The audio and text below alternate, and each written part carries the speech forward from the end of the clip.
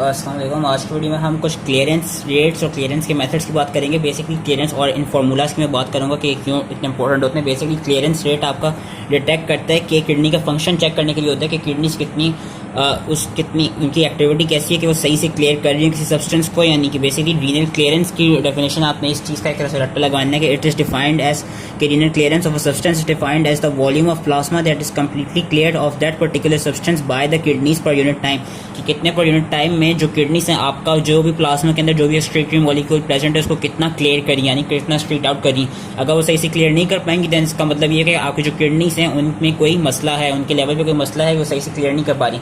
और clearance rate निकालने के लिए जो फार्मूला होता है किसी भी सब्सटेंस का क्लियरेंस रेट निकालने के लिए, आप ये कहते हैं आपको उसकी यूरिन में कॉन्सेंट्रेशन पता होनी चाहिए, कितना वो सब्सटेंस प्रेजेंट होता है, यूरिन का वॉल्यूम पता होना चाहिए कि कितना यूरिन का फ्लो रेट कितना के 1 मिनट में कितना यूरिन एक्सक्रीट आउट होगा, और आपको प्लाज्मा में उस सब्सटेंस की वो पता होनी चाहिए कि सब्सटेंस की वो कॉन्सेंट्रेशन कितनी होती है। तो क्लियरेंस रेट निकालने के लिए formula is the concentration of substance in the urine multiply by the क्या कहते हैं urine flow rate divided by the concentration of the substance in plasma. ये फार्मूला याद रखना, ये क्लियरेंस के लिए होता है। अब हम क्लियरेंस मेथड के थ्रू हम जीएफआर एस्टिमेट कर सकते हैं, और उसके लिए हम जो ज़्यादातर यूज़ करते हैं वो यूज़ करते हैं आइनुलिन। आइनुलिन बेसिकली एक ये आपका इंट्रावीनसली ये इन्फ्यूज़ किया जाता है बॉडी में, और इसकी खास बात क्या है कि ये फ्रीली फिल्टर्ड हो जाता है। यानी जो आइनुलिन है ना वो बेसिकली एक तरफ से हमें जीएफआर का एस्टिमेट जीएफआर की वैल्यू दे देता है। वो क्यों दे देता है? क्योंकि आइनुलिन जो है ये ना तो रीअब्जॉर्ब होता है ना सिक्रीट होता है। तो सिंस ये ना रीअब्जॉर्ब होता है ना सिक्रीट होता है तो बेसिकली ये एक तरफ से पूरा फिल्टर्ड आउट हो रहा है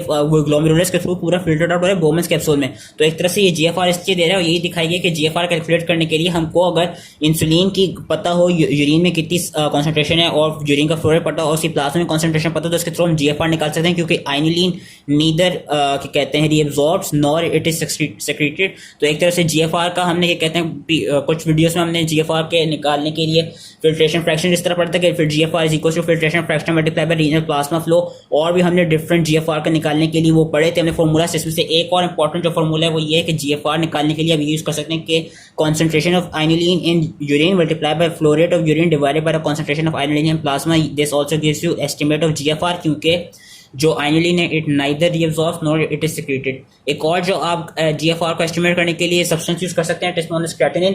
अब क्रेटिनिन में एक मसला ये आता है कि जो क्रेटिनिन है ना ये जो ट्यूब्यूल्स हैं वो उसको सिक्रीट करते हैं। क्रेटिनिन एक तो आपको इसकी जो एडवांटेज है आइनुलिन से वो ये कि आइनुलिन अपने इंट्रावीनसली इन्फ्यूज करना होता है, क्रेटिनिन इन्फ्यूज नहीं करना होता, क्योंकि क्रेटिनिन आपका बॉडी में बन रहा होता है। क्यों बन रहा होता है? वो जो मसल का मेटाबॉलिज्म होता है उससे वो एक्सक्रीट आउट हो रहा होता है, उनके मेटाबॉलिज्म का एंड प्रोडक्ट होता है। लेकिन क्रेटिनिन की खास बात ये कि वो जो यूरिन होती है जो आपकी ट्यूब्यूल्स होती हैं वो उसको सिक्रीट कर रही होती हैं, तो एक तरफ से वो जो यूरिन है उसमें क्रेटिनिन की कॉन्सेंट्रेशन को बढ़ा सकती हैं, और जो फिल्ट्रेट है उसमें क्रेटिनिन की कॉन्सेंट्रेशन को बढ़ा सकती हैं। इसलिए क्रेटिनिन इतना क्या कहते हैं परफेक्ट मार्कर नहीं होता जीएफआर का। बेसिकली मैं ये समझाने की कोशिश कर रहा हूँ कि सिंस ये उन्होंने दिखाया है कि आइनुलिन तो ईजिली फिल्टर्ड आउट हो जाता है, क्रेटिनिन का मसला है कि क्रेटिनिन फिल्टर्ड तो हो जाता है लेकिन वो साथ में ट्यूब्यूल से भी सिक्रीट आउट होता रहता है। इसलिए क्रेटिनिन जितना यहाँ से फिल्टर्ड हुआ है उससे ज्यादा कभी कभार ट्यूब्यूल्स में प्रेजेंट होता है, क्योंकि क्रेटिनिन सिक्रीट भी होता है आपके ट्यूब्यूल से। इसलिए क्रेटिनिन इतना परफेक्ट मार्कर नहीं है। क्रेटिनिन को की क्लियरेंस कहते हैं मेजर करने के लिए भी वही फॉर्मूला है कि concentration of creatinine in urine multiply by its volume of urine flow rate divided by concentration of creatinine in plasma.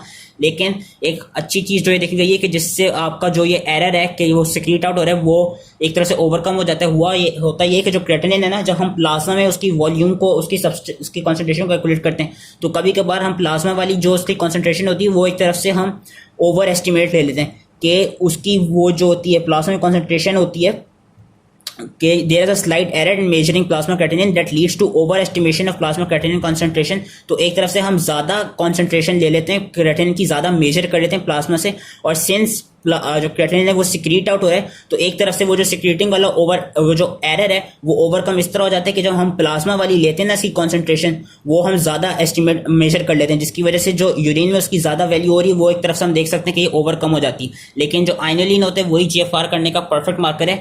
अब आइनुलिन के अलावा जो क्लियरेंस रेशियो है, clearance ratio is basically clearance of the substance divided by the clearance of inulin, क्योंकि we no जो inulin है आपका perfect marker GFR के लिए।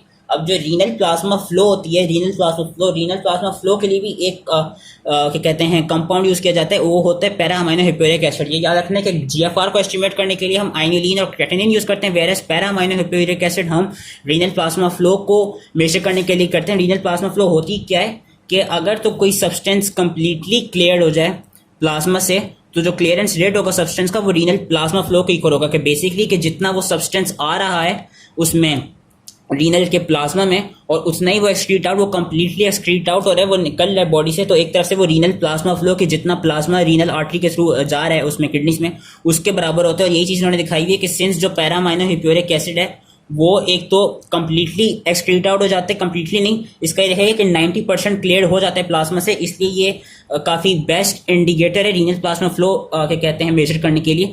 लेकिन इसका जो वो है ना कि again para amino hippuric acid की क्लियरेंस को मेजर करने के लिए फॉर्मूला वही होगा कि substance of concentration of para amino hippuric acid in urine multiplied by urine flow rate divided by its concentration in plasma, it will give you renal plasma flow. Why will it give you renal plasma flow? क्योंकि जो उसकी clearance है वो ये है कि it is completely clear from plasma, तो इस तरफ से ये renal plasma flow दे देता है। और लेकिन इसका ये देखा गया कि ये कंप्लीटली, क्योंकि बॉडी में कोई भी ऐसा कंपाउंड नहीं है जो कंप्लीटली क्लियर हो जाए, इसमें देखा ये गया है कि जो पैरा अमाइनो हिप्योरिक एसिड है ना वो अबाउट 90% रिमूव हो जाता है। तो टोटल रीनल प्लाज्मा फ्लो को मेंटेन करने के लिए हम जो कहते हैं मेजर क्या करते हैं, clearance of para amino hippuric acid divided by the extraction ratio. Extraction ratio क्या है इसकी 90 है, कि जो 90% पैरा अमाइनो हिप्योरिक एसिड है वो क्लियर हो जाता है बॉडी से, और क्या कहते हैं फुली 100% नहीं होता।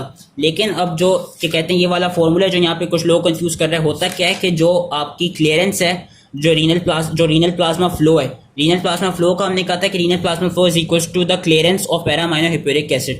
लेकिन जो टोटल रीनल प्लाज्मा फ्लो इसका फॉर्मूला ये है कि para amino hippuric acid clearance divided by the extraction ratio. Extraction ratio is 90%। और एक्सट्रैक्शन रेशियो कैसे मेजर करते हैं पैरा अमाइनो हिप्योरिक एसिड की, वो इस फॉर्मूला के थ्रू करते हैं कि extraction ratio of para amino hippuric acid is basically the arterial para amino hippuric acid concentration minus the venous para amino hippuric acid concentration divided by the total क्या कहते हैं आर्टरी, जो total artery में आ रही थी, क्या कहते हैं जो टोटल रीनल आर्टरी में आ रही थी वो क्या कहते हैं पैरा अमाइनो हिप्योरिक एसिड की कॉन्सेंट्रेशन। इससे इसकी जो वैल्यू निकलती है वो 0.9 निकलती है कि जो 90% पैरा अमाइनो हिप्योरिक एसिड है वो क्लियर्ड आउट हो गया, और ये एक्सट्रैक्शन रेशियो देता है।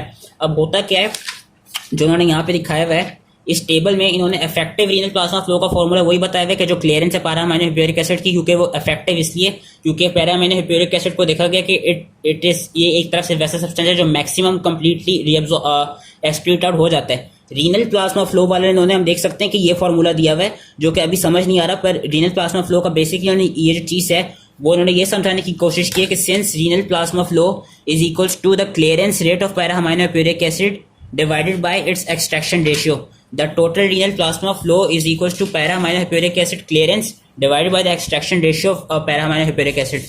अब होता क्या है कि जो पैरा अमाइनो हिप्योरिक एसिड की क्लियरेंस है वो उसके लिए जो फॉर्मूला था वो ये था कि अमाउंट ऑफ क्या कहते हैं concentration of para amino hippuric acid in urine multiply by its क्या कहते हैं फ्लो रेट ऑफ यूरिन का flow rate divided by concentration in plasma. और इसको हम डिवाइड किससे करना है, एक्सट्रैक्शन रेशियो से। एक्सट्रैक्शन रेशियो का फॉर्मूला ये था कि जो उसकी आर्टरी में कॉन्सेंट्रेशन होगी minus venous divided by total जो आर्टरी में प्रेजेंट थी।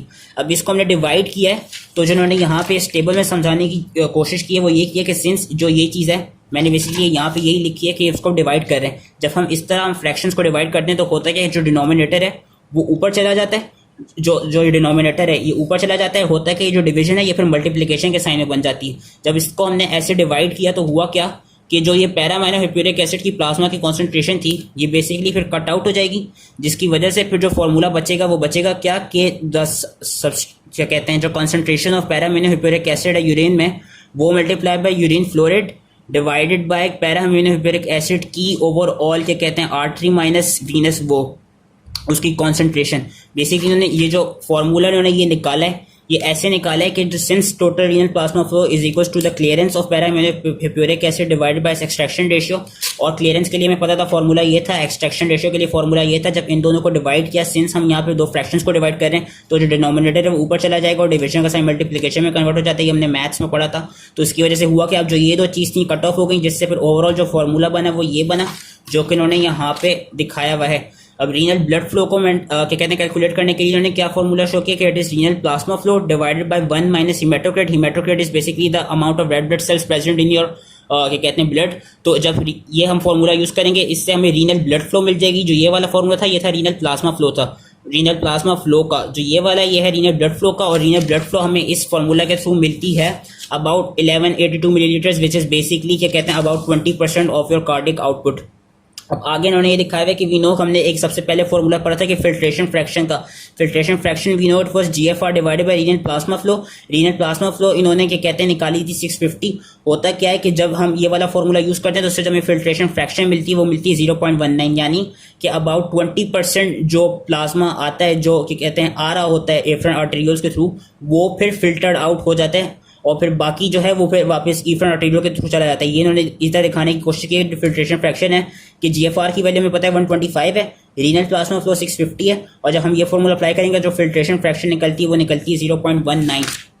अब आगे को इन्होंने दिखाया है एक्सक्रीशन रेट। एक्सक्रीशन रेट क्या होता है बेसिकली कि जो भी सब्सटेंस है उसकी जितनी कॉन्सेंट्रेशन यूरिन में प्रेजेंट हो मल्टीप्लाई बाय उसकी जो टोटल वॉल्यूम हो उससे एक्सक्रीशन रेट निकलता है। अब रीअब्जॉर्प्शन रेट क्या होता है? रीअब्जॉर्प्शन रेट बेसिकली ये होता है filtered load minus excretion rate, यानी क्या कहते हैं अगर तो जो इसकी फिल्ट्रेशन है वो फिल्ट्रेशन लोड हो रही होगी लेकिन जो उसकी रीअब्जॉर्प्शन है वो जब ज़्यादा होगी तो उसकी एक्सक्रीशन रेट क्या कहते हैं कम होगा।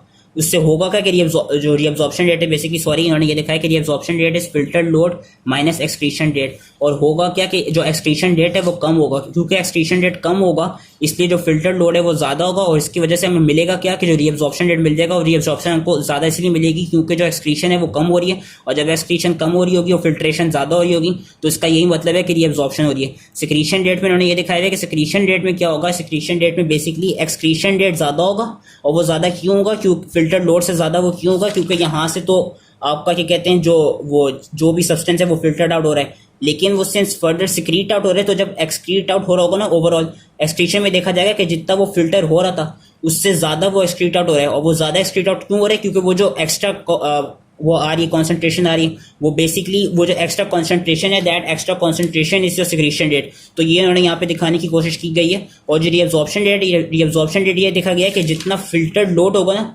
उतना एक्सक्रीटरी लोड नहीं होगा, यानी वो कम होगा फिल्टर्ड से। अब वो कम क्यों होगा क्योंकि वो जो एक्सक्रीटरी लोड जितना होना चाहिए था फिल्टर्ड लोड जितना, लेकिन वो जो एक तरफ से लॉस्ट हो गया ना वो बेसिकली वो जो लॉस्ट होगा वो रीअब्जॉर्ब हुआ होगा। तो ये चीज़ इन्होंने इस फॉर्मूला में दिखाने की कोशिश की गई है। लेकिन जो मेन हमें याद रखने हैं, मेन हमें क्लियरेंस रेट पता होना चाहिए, मेन हमको जीएफआर का ये वाला फॉर्मूला पता होना चाहिए, हमको ये पता होना चाहिए कि क्या कहते हैं जो आपकी आइनोलिन है, आइनोलिन आपका जीएफआर को मेजर करने के लिए ज़्यादा परफेक्ट मार्कर है। उसके अलावा क्रेटिनिन भी यूज़ कर सकते हैं, और हमें ये पता होना चाहिए कि जो रीनल प्लाज्मा फ्लो है उसको हम मेजर करने के लिए पैरा अमाइनो हिप्यूरिक एसिड यूज़ करते हैं। बाकी ये जो डिफरेंट रेट्स हैं ये अगर फॉर्मूला ना भी याद हो तो कोई बात नहीं, बस ये पता होना चाहिए कि अगर एक्सक्रीशन हो रही है किसी भी सब्सटेंस की वो कम है कंपेयर टू फिल्ट्रेशन तो उसका ये मतलब है कि उसकी रीअब्जॉर्प्शन हो गई है। लेकिन अगर तो उसकी जो एक्सक्रीटरी रेट है, जो एक्सक्रीटरी लोड है वो ज़्यादा है कंपेयर टू फिल्ट्रेशन तो उसका ये मतलब है कि उस सब्सटेंस की या उस आयन की आपकी ट्यूब्यूल्स के अंदर सिक्रीशन हो रही है। So that was it. I hope इसलिए समझ में आ गया एंड थैंक यू।